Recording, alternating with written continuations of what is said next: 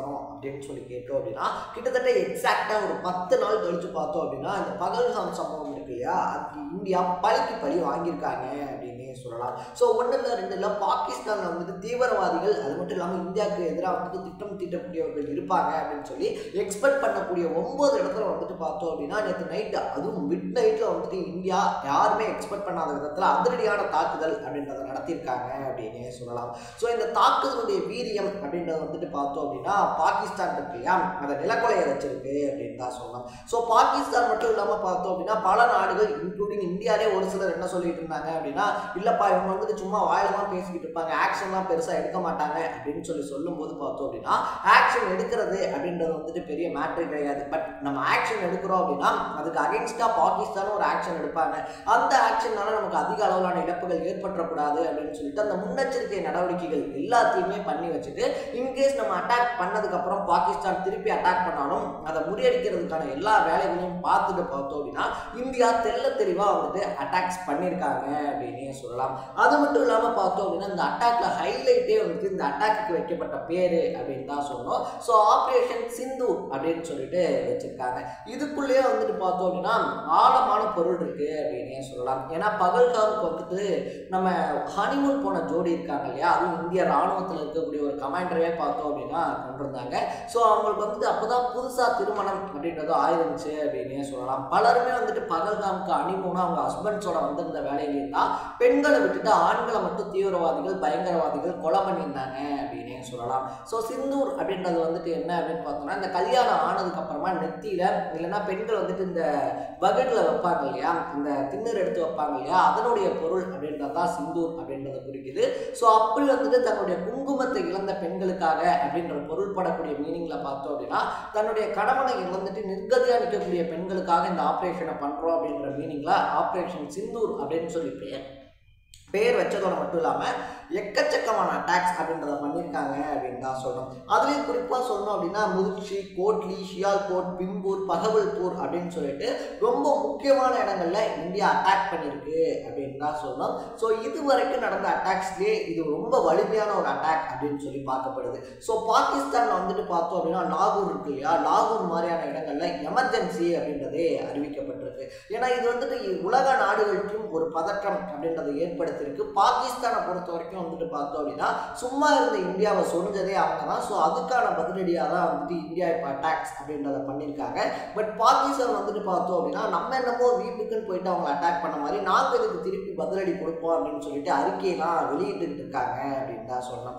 So India சார்பில் வந்துட்டு பார்த்தோம் அப்படின்னா 10 பாயிண்ட் தெளிவாக விளக்கமாக சொல்லப்பட்டிருக்கு அப்படின்னே சொல்லலாம். மொதல் பாயிண்ட் என்ன அப்படின்னு சொல்லி பார்த்தோம் அப்படின்னா இந்த அட்டாக் அப்படின்றது நாங்கள் பகல்காம் அட்டாக் இருக்கு இல்லையா, அந்த அட்டாக்குக்கான ரிவென்ஸாக தான் வந்துட்டு பண்ணுறோம். ஸோ இந்த ரிவென்ஸுக்காக வேறு எந்த விஷயங்கள் வருது அப்படின்னாலும் அதை ஃபேஸ் பண்ணுறதுக்கு நாங்கள் ரெடியாக இருக்கோம். நாங்கள் யாரை பார்த்தும் பயப்பட கிடையாது. எங்களுக்கு நடந்த ஒரு அநீதிக்கான ரிவென்ஸாக தான் நாங்கள் இதை பண்ணியிருக்கோம் அப்படின்னு சொல்லி தெளிவாக சொல்லியிருக்காங்க. ரெண்டாவது விஷயமா வந்துட்டு பார்த்தோம் அப்படின்னா அவங்க சொல்லியிருக்கக்கூடிய ரொம்ப தெளிவான விஷயம் என்ன அப்படின்னு சொல்லி பார்க்கும்போது நாங்கள் தீவிரவாதிகள் பதுங்கி இருந்த இடம், பயங்கரவாதிகள் இருக்கக்கூடிய இடங்கள் இருக்கு இல்லையா, அந்த இடம் என்னென்ன அப்படின்னு சொல்லி தான் நாங்கள் தேடி அட்டாக் பண்ணியிருக்கோம். ஸோ இதை தாண்டி பாகிஸ்தானுடைய ராணுவ மையங்கள் இருக்கு இல்லையா, அதை நாங்கள் எதுவுமே தொட கிடையாது. 2 நாடுகளுக்கும் இடையில வந்துட்டு பதற்றம் அப்படின்றது வந்துடக்கூடாது அப்படின்றதுக்காக ரொம்பவே பார்த்து தான் இந்த ஆப்ரேஷன் அப்படின்றது பண்ணப்பட்டிருக்கு. பாகிஸ்தானுடைய ராணுவ நிலையங்கள் மேலேயோ ராணுவ மையங்கள் மேலேயோ நாங்கள் கை வைக்கவே கிடையாது அப்படின்னு வந்து சொல்லியிருக்காங்க. இன்கேஸ் இந்தியா வந்துட்டு அதை பண்ணணும் அப்படின்னு சொல்லி நினைச்சிருந்தாங்க அப்படின்னா அப்சல்யூட்டா இந்தியாவால் பண்ணியிருக்க முடியும். 9 இடங்கள்ல அட்டாக் பண்ணவங்க அங்கே இருக்கக்கூடிய ராணுவ மையங்களையும் சேர்த்தே அழிச்சிருக்க முடியும். பட் இந்தியா அதை விரும்பலை அப்படின்னு சொல்லலாம். யார் வந்துட்டு இந்தியாவுக்கு கெடுதல் பண்ணாங்களோ அவங்களுக்கான அட்டாக்காக மட்டும்தான் இது இருக்கும் அப்படின்னு வந்துட்டு சொல்லப்பட்டிருக்கு. மூணாவது விஷயம் என்ன அப்படின்னு சொல்லி பார்த்தோம் அப்படின்னா இந்த தாக்குதல் அப்படின்றது மிட் நைட்ல நடந்திருக்கு. எக்ஸாக்டா இதை பத்தின அறிவிப்பே வந்துட்டு பார்த்தோம் அப்படின்னா 1:44 1:44 விடிய காலையில எல்லாரும் தூங்கிக்கிட்டு இருக்கும் போது தான் இதை பத்தின அறிவிப்பு அப்படின்றதே வருது. பட் அந்த அட்டாக் நடக்கும்போது வந்துட்டு பார்த்தோம் அப்படின்னா பிரதமர் மோடி இருக்கார் இல்லையா, உன்னிப்பா அந்த அட்டாக்ல என்ன நடக்குது, என்ன மாதிரியான செயல்பாடுகள் பண்ணிக்கிட்டு இருக்காங்க அப்படின்னு சொல்லிட்டு அந்த நேரத்துல முடிச்சிருந்து தெரிஞ்சுக்கிட்டாரு அப்படின்னு சொல்றாங்க. ஸோ கடந்த 10 நாளாவே வந்துட்டு பார்த்தோம் அப்படின்னா 30 தளபதிகள் இருக்காங்க இல்லையா, அவங்களோட மோடி தொடர்ந்து உரையாடல் அப்படின்றது பண்ணிட்டே இருந்தாரு. அட்டாக் பண்றது அப்படின்றதெல்லாம் உறுதிதான். பட் எப்போ அட்டாக் பண்ண போறோம், எந்த இடத்த அட்டாக் பண்ண போறோம் அப்படின்றதுக்கான கன்வர்சேஷனாக தான் அது போய்கிட்டு இருந்துச்சு அப்படின்னு வந்துட்டு சொல்லப்படுது. ஸோ இது பாகிஸ்தான் மற்ற நாடுகள்கிட்ட வந்துட்டு பார்த்தோம் அப்படின்னா பயம் காட்டுற மாதிரி இந்தியாட்ட காட்டின பயம் அப்படின்றது பாகிஸ்தானுக்கே இப்போ வந்துட்டு பார்த்தோம் அப்படின்னா பக்க விளைவுகளை ஏற்படுத்தியிருக்கு அப்படின்னே சொல்லலாம். அது மட்டும் இல்லாமல் பகவல்பூர்ல வந்துட்டு பார்த்தோம் அப்படின்னா பல வருஷங்களா தேடிக்கிட்டு இருக்கக்கூடிய தீவிரவாதி மசூத் ஆசார் இருக்கார் இல்லையா, அவர் இருக்கிறாரு அப்படின்னு சொல்லி சந்தேகப்பட்ட இடங்களை இந்தியா ஒன்று விடாமல் அட்டாக் பண்ணியிருக்கு அப்படின்னு சொல்கிறாங்க. ஏன்னா மசூத் ஆசாத் பார்த்தோம் அப்படின்னா பல தாக்குதல்களில் இந்தியாவில் நடந்த பல தாக்குதல்களில் பதன்கோட் தாக்குதல் இருக்கு இல்லையா, பதன்கோட் தாக்குதலாக இருந்தாலும் சரி, இல்லைன்னா நாடாளுமன்ற கட்டடத்தில் நடந்த தாக்குதலாக இருந்தாலும் சரி, இது எல்லாத்துக்குமே மூளையாக செயல்பட்டதே மசூத் அசார் தான் அப்படின்னு சொல்லலாம். ஸோ மசூத் அசார் பல வருஷங்களாக வந்துட்டு இந்த பகல்கோட் இருக்கு இல்லையா, பகவல்பூரில் தான் இருக்காரு அப்படின்னு சொல்லி நியூஸ்லாம் கிடைச்சாலும் கூட பாகிஸ்தான் ராணுவமும் உளவு பிரிவும் தொடர்ந்து மசூத் அசாருக்கு வந்துட்டு பாதுகாப்பு அப்படின்றத கொடுத்துருந்தாங்க. ஸோ இந்த அட்டாக்கோட சேர்த்து பார்த்தோம் அப்படின்னா மசூத் அசார் அழிக்கிறதுக்கான முயற்சிகள் அப்படின்றதுலையும் இந்தியா தெளிவாக ஈடுபட்டிருக்காங்க அப்படின்னு சொல்லலாம்.